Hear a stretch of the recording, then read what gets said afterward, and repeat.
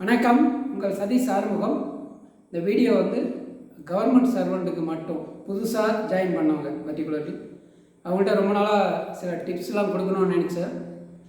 கிட்டத்தட்ட இன்றைக்கி 12வது வருஷம் சப் ரிஜிஸ்டராக நான் ஜாயின் பண்ணது 1/8/2013 ஜாயின் பண்ணேன். 11 வருஷம் முடிஞ்சு 12வது வருஷம் நடக்குது.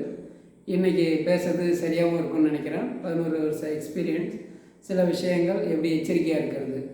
ஃபார் எக்ஸாம்பிள், ஜாயின் பண்ண உடனே ப்ராப்பர்ட்டி டீட்டெயில்ஸ் எஸ்ஆர் புக்கில் என்ட்ரி போடுறதுலேருந்து பப்ளிக் கூட எப்படி இருக்கிறது, என்னென்ன பிரச்சனைகள் வரும், ஜென்ரலாக எல்லா டிபார்ட்மெண்ட்லேயும் ஹையர் அஃபிஷியல் கூட எப்படி ரிலேஷன்ஷிப் இருக்கிறது, சில விஷயங்கள் நம்ம இந்த வீடியோவில் ஷேர் பண்ண போகிறோம்.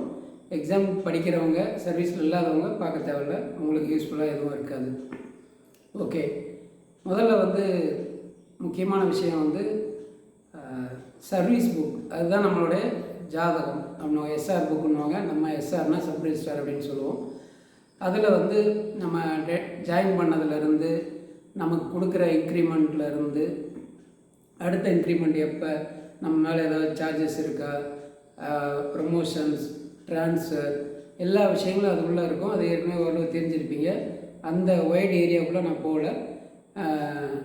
முக்கியமான விஷயம், நமக்கு என்ன முக்கியமான விஷயம் அப்படின்னா, ஜாயின் பண்ண 3 மந்த்துக்குள்ளே உங்களுடைய ப்ராப்பர்ட்டிஸ்னால் மூவபிள், இம்மூவபிள், அதாவது சொத்து இருக்கலாம், இல்லை அந்த நகையிலிருந்து எல்லா விஷயங்களும்.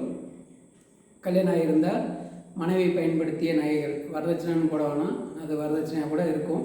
பட் அவங்க அப்பா அம்மா வீட்டில் கொடுத்தது, பயன்படுத்துறது, இந்த மாதிரி என்ட்ரிஸ் எல்லாமே கிட்டத்தட்ட ஒரு 50,000 ரூபாய்க்கு மேலே ஒரு பொருளை வாங்குகிறோம் அப்படின்னாவே ஃப்ரிட்ஜில் இருந்து நீங்கள் என்னென்ன வச்சுருக்கீங்களோ, காஸ்ட்லி ஐட்டம்ஸ் என்னென்ன வச்சுருக்கீங்களோ அது எல்லாத்தையும் கொண்டு வந்துடுங்க எஸ்ஆர் புக்கில் 3 மந்த்தில்.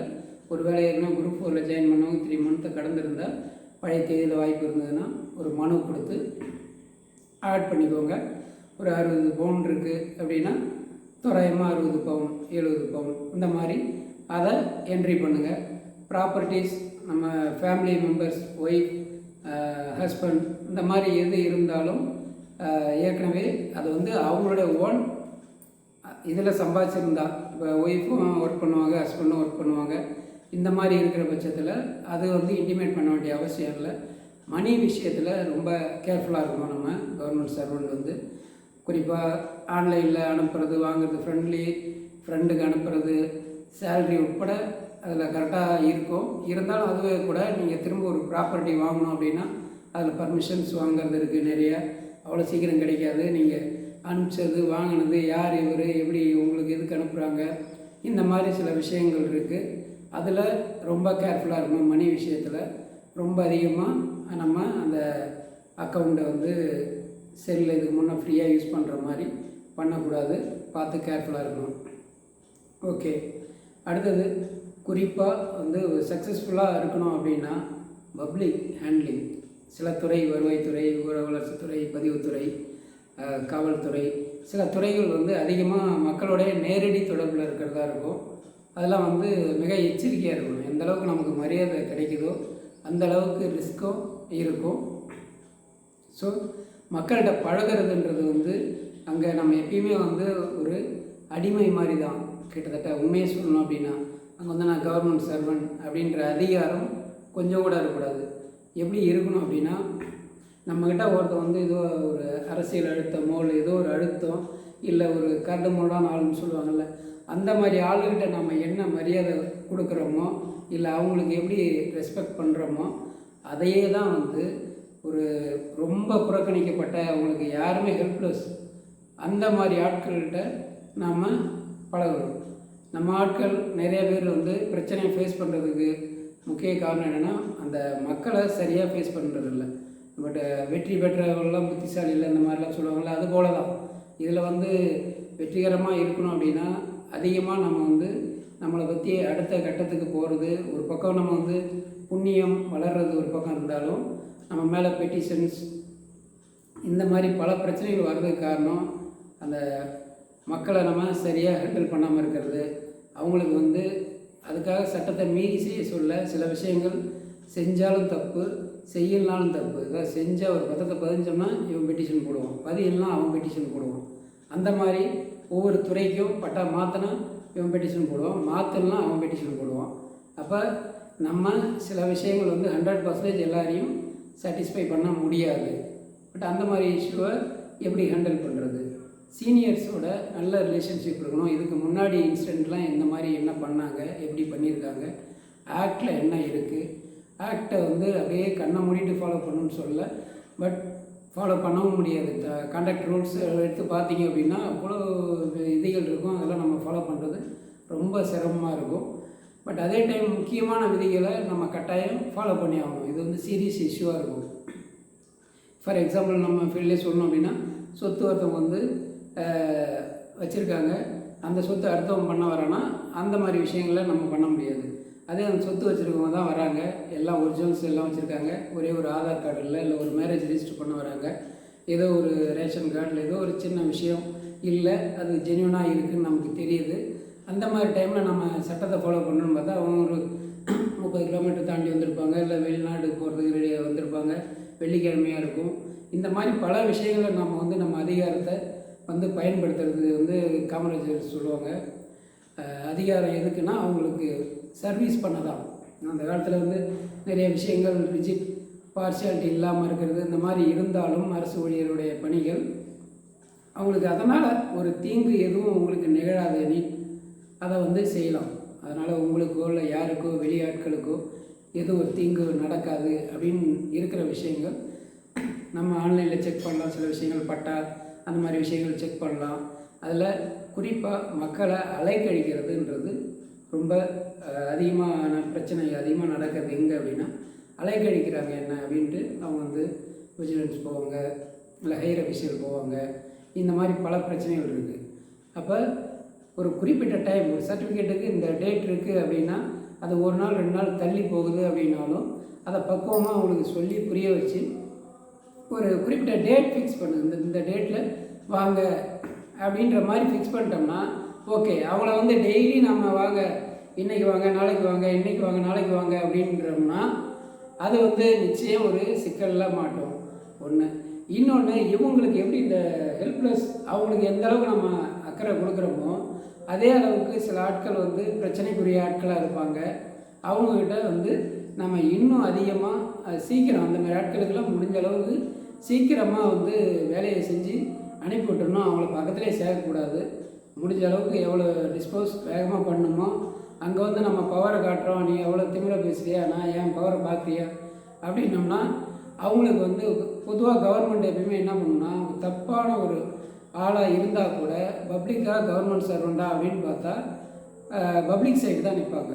இவங்க கவர்மெண்ட் சைடு வந்து அதாவது கவர்மெண்ட் சர்வெண்ட் சைடு பெரும்பாலும் நிற்க மாட்டாங்க. ஒரு ப்ரொட்டஸ்ட் நடக்குது, இல்லை ஏதோ ஒன்று நடக்குது, இல்லை ஒரு கள்ளக்குறிச்சி சம்பவம், நிறைய விஷயம் கலெக்டர் சஸ்பெண்ட் இது ட்ரான்ஸ்ஃபர் பண்ண, வெயிட்டிங் லிஸ்ட்டில் போய் எஸ்பியை சஸ்பெண்ட் பண்ண, டிஎஸ்பியை சஸ்பெண்ட் பண்ண, இந்த மாதிரி எப்பயுமே வந்து அதுக்கு வந்து ரொம்ப ஆராயறதுக்கு முன்னாடி நம்மளை பண்ணிவிட்ருவாங்க.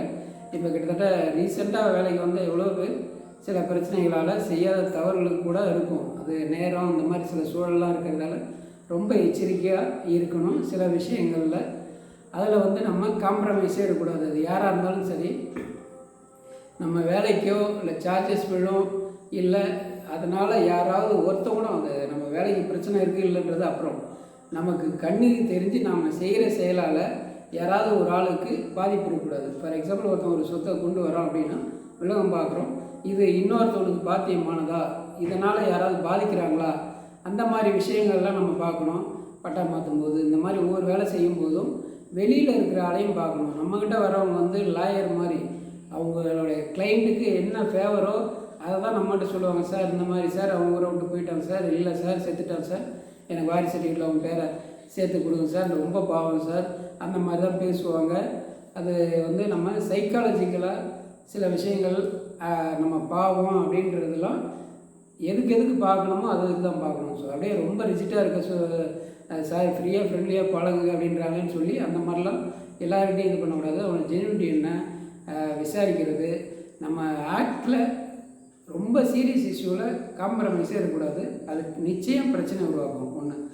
இன்னொன்று, ஒரு ஆளுக்கு செஞ்சிடறோம், ஒரு ஆளுக்கு ஃப்ளெக்சிபிளாக ஏதோ ஒரு விஷயம் செய்கிறோம் அப்படின்னா இந்த வடிவேல் காமெடியில் உள்ள தோட்டக்காரன் பார்த்துட்டான் அப்படின்னு சொல்லி அந்த மாதிரி நீங்கள் வந்து ஒவ்வொரு விஷயமும் இவங்கள மிரட்டுறது வந்து காமெடியாக நம்ம சொல்கிறோம்னு நினைக்காதீங்க.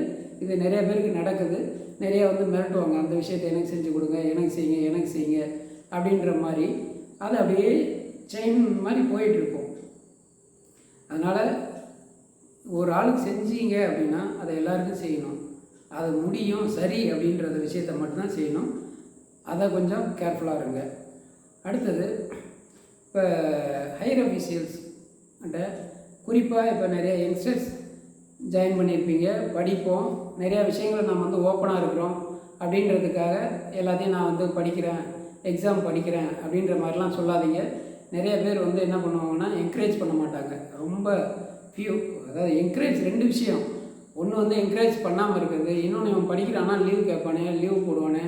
அப்போ அந்த வேலையும் சேர்த்து நம்ம செய்யணும். இல்லை நம்ம ஹையர் அஃபீஷியலுக்கு நம்ம வந்து பதில் சொல்லணும், ஏன் வேலை முடியல அப்படின்ற மாதிரி சொல்லணும். இந்த மாதிரி பல செல்ஃபிஷ்னு சொல்லலாம். இன்னொன்று வளர்ச்சி. நான் ஒரு செக்ரட்டரியில் எல்லோரும் என்னை கம்பல் பண்ணி கூட்டு போயிட்டு சொன்னாங்க, சார் இந்த மாதிரி தம்பி எஸ்ஆர் எடுத்திருக்காரு அப்படின்னு சொல்லி. அவர் ஒரு அண்டர் செக்ரட்டரி. நான்லாம் ஒரு 55-56 வயசில் வந்த வேலைக்கு நீங்கள் இந்த வயசில் 23-24 வயசுலேயே வரீங்க அப்படின்னாரு. அது எந்த அளவுக்கு அவங்களுக்கு வந்து அது ஒரு அது அவர் சொன்ன பிறகு தான் ஒரு வேலை இது பெரிய வேலையாக வேணுமான்னு நான் நினச்சேன். அது வரைக்கும் எனக்கு தெரியாது. அந்த மாதிரி நிறைய பேர், எல்லோரும் சொல்ல முடியாது, ரொம்ப ஹெல்ப் பண்ணி அதனால் குரூப் 1 யூபிஎஸ்சி பாஸ் பண்ண எவ்வளோ பேர் இருக்காங்க. அந்த மாதிரி ஆட்கள் ரொம்ப குறைவு. சரிங்களா? அதனால் எல்லார்கிட்டையும் அதை உண்மையை சொல்லணும்னு அவசியம் இல்லை. சத்தம் போடாமல் படிக்கிறபடி படிங்க. எக்ஸாம் நெருக்கத்தில் மட்டும் லீவ் போடுங்க. உங்களுக்கு கிடைக்கிற வாய்ப்பு வசதிகள் வந்து குறைவாக இருக்கும். வேலையில் இருக்கிறதால மேக்ஸிமம் என்ன பண்ண முடியுமோ அவ்வளோ ஹார்ட் ஒர்க் போடுங்க கிடைக்கிற நேரத்தில். சரி, ஹையர் அஃபீஷியல்ஸுக்கு அது மட்டும் தானே ஆகணும்னு மோஸ்ட்லி ஒபே பண்ணுங்கள். அவங்க எதிர்த்து பேசாதீங்க. உண்மைதான் அப்படின்றதுக்காக, காரணம் இருக்குது அப்படின்றதுக்காக நம்ம அப்படியே நம்ம சொல்கிறோம் அப்படின்னா அவங்க அதை எப்படி எடுத்துப்பாங்க அப்படின்னா, ரெஸ்பெக்ட் பண்ணல, ஒபே பண்ணல அப்படின்ற மாதிரி எடுத்துக்குவாங்க. பக்குவமாக அவங்க அசிஸ்டண்ட்கிட்டேயோ இல்லை எப்படி சொல்லணுமோ அதை பொறுமையாக நிதானமாக அதை முதல்ல கேட்டுக்கிட்டு அதை டைம் கிடைக்கும்போது எப்படி வெளிப்படுத்தணும் அந்த மாதிரி பண்ணுங்கள். ஒன்ஸ் நம்ம ஒரு சில டைம் வந்து எமோஷ்னலாக பேசிடுறோம் அப்படின்னா அதில் பல பேர் எப்படி இருப்பாங்க அப்படின்னா, இவங்க வந்து என்னை எதிர்த்து பேசினேன், சரி ஏதாவது ஒரு வாய்ப்பு கிடைக்கும், நீங்கள் திடீர்னு ஏதோ ஒரு நாள் சொல்லாமல் பேசாமல் லீவ் போட்டிருப்பீங்க, இல்லை ஏதோ ஒரு சின்ன விஷயம் நடந்திருக்கும். அப்போ வந்து என்ன நடக்கும் அப்படின்னா, இதெல்லாம் காரணமாக வச்சுக்கிட்டு உங்களுக்கு வந்து ஹெல்ப் பண்ணலான்னு பரவாயில்ல, அகைன்ஸ்டாக சில டிசிஷன் எடுக்கிற மாதிரி வரும். யாராவது ஒருத்தவங்க மேலே ஒரு பெட்டிஷன் எடுத்துகிட்டு போயிருப்பாங்க. அவனா சரி நான் பார்த்துக்கிறேன் கொடுங்க, ஓரலாக கூட அவன் சொல்லான்னு போயிருப்பான், ஒரு வான் பண்ணி விடுங்க, இல்லை அதை செய்ய சொல்லுங்கன்ட்டு. இவனுக்கு ரிட்டனாக கொடுங்க அப்படின்னு சொல்லி வாங்கி ஒரு பேப்பரை சுற்றி விட்ருவாங்க. அந்த மாதிரி சார்ஜஸ், மெமோ, இந்த மாதிரி எது இருந்தாலும் நம்ம கேரியர் பாதிக்கும், ப்ரமோஷன்ஸ் நிறைய விஷயங்களை பாதிக்கும். அப்படின்றதால அந்த மாதிரி விஷயங்கள்லாம் வந்து ரொம்ப கேர்ஃபுல்லாக இருக்குது. அது எக்ஸாம் படிச்சுட்டு இருக்கும்போது சும்மாவே வேலையில் இருக்கவனுக்கு மார்க் போட மாட்டாங்க. இந்த மாதிரி இருந்தது அப்படின்னா இன்னும் மார்க் போட மாட்டாங்க, இல்லை ரிலீவ் ஆகிறதுல பிரச்சனை இருக்கும். எக்ஸாம் எழுதும்போது அப்ளை பண்ணும்போது எல்லாத்துலேயுமே வந்து அது எழுதலாம், ஒன்றும் பிரச்சனை இல்லை, சார்ஜஸ் இருக்குதுன்னு போட்டு எழுதலாம். பட் இருந்தாலும் அது ஒரு நம்ம மன உளைச்சலாகவே இருக்கும். அதுக்கு இடம் கொடுக்காத மாதிரி எந்த இதுக்கும் இது இல்லாமல் நம்ம படிக்கணும் அப்படின்னா எந்த கமிட்மெண்ட்டும் இல்லாமல் கொடுங்க. படிக்கிற வேலை ஆஃபீஸ் முடிஞ்சு வந்தோடனே படிக்கிறது, அதில் மட்டும் ஃபோக்கஸ் பண்ணுங்கள். அடுத்தபடியாக ஹையர் அஃபீஷியல் டைம் பங்க்சுவாலிட்டி, அந்த எஸ்ஆரில் வந்து நமக்கு என்ன லீவ் டீட்டெயில்ஸ் இந்த மாதிரி எல்லா விஷயத்தையும் தெரிஞ்சு வச்சுக்கோங்க. ரொம்ப அத்தியாவசியமான விஷயங்களை தெரிஞ்சு வச்சுக்கோங்க. ஒரு நல்ல சர்க்கிள் சீனியர்ஸ் வந்து நல்ல சீனியர்ஸை வந்து ஒரு 4-5 பேர் குறைஞ்சது ஒரு விஷயம் செய்யணும் அப்படின்னா அவங்ககிட்ட இப்படி இருக்குது, இந்த இஷ்யூ இந்த ஃபைலில் கையெழுத்து போடலாமா, இல்லை இந்த மாதிரி ஒரு பிரச்சனை இருக்குது. ரொட்டீனாக இருக்காது. கவர்மெண்ட் சர்வீஸை பொறுத்த வரைக்கும் நிறையா வேலைகள் வந்து அப்படியே ரொட்டீனாலாம் இருக்காது. புது பிரச்சனைகள் இல்லை புது விஷயங்களாக இருக்கும். அந்த மாதிரி விஷயங்களை வந்து எப்படி பண்ணணும் அப்படின்றத அவங்கக்கிட்ட கேட்கணும். ஃப்ரெண்ட்லியாக ஒரு நல்ல பழக்க வழக்கங்கள் இருக்கணும். நம்ம இம்மிடியேட் சுப்பீரியர் அவங்க மட்டும் இல்லாமல் அவங்களுக்கே தெரியாமல் நம்ம அது டிஸ்ட்ரிக்ட் தாண்டி இருக்கலாம்,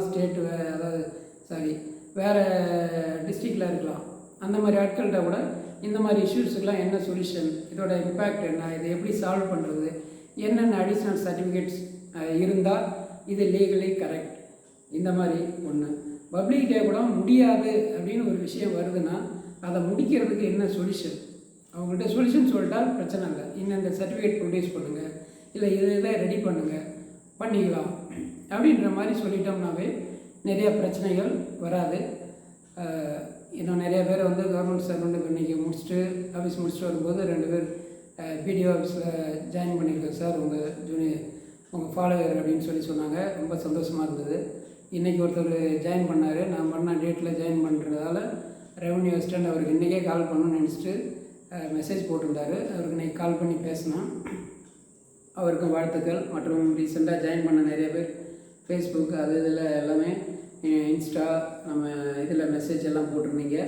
எல்லோரும் வந்து நான் எப்படி இந்த 11 ஆண்டுகள் கடந்ததோ அதுபோல் நீங்கள் ஒரு 25-30 ஆண்டுகள் இதை விட சிறப்பாக இன்னும் கடக்கவும், இனி வரும் தேர்வுகளில் வயது குறைவாக உள்ளவர்கள், வாய்ப்பு உள்ளவர்கள் தொடர்ந்து எழுதி வெற்றி பெற்று நல்ல பதவிக்கு செல்லவும் வாழ்த்தி விடைபெறுகிறேன்.